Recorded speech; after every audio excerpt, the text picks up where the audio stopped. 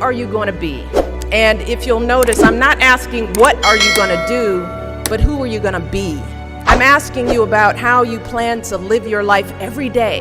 How are you going to respond when you don't get that job you had your heart set on? For all of you who are going to be teachers, what are you going to do if the students in your class next year just don't respond to your lessons? For all of you going into business, how will you react when your boss gives you a goal that feels way too high? See, these are the moments that define us.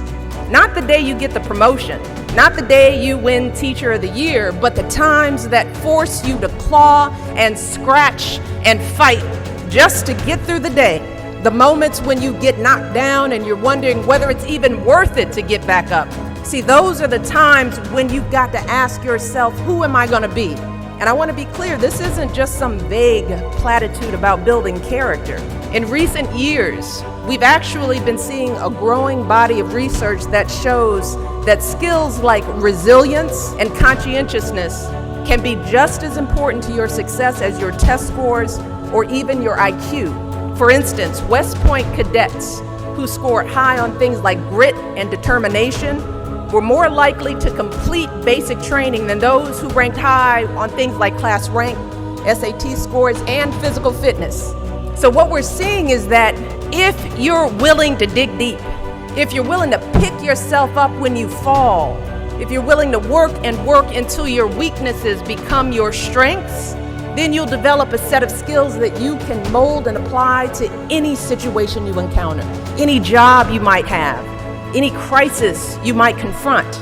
But you got to make that choice. And let me just share just a little secret before I end.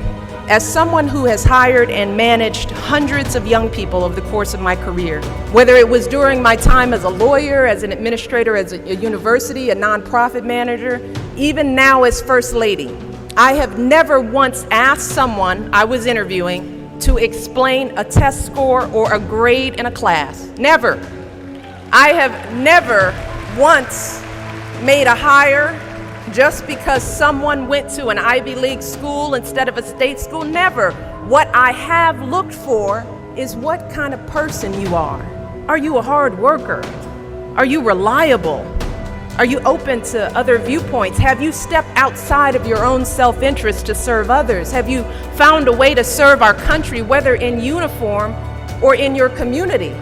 Again and again, I have seen that those are the qualities that I want on my team, because those are the qualities that move our businesses and schools and our entire country forward. And just understand this. Those are the qualities that you all already embody. They're the values you learned from your parents, from the communities you grew up in. And today, more than ever before, that's what the world needs.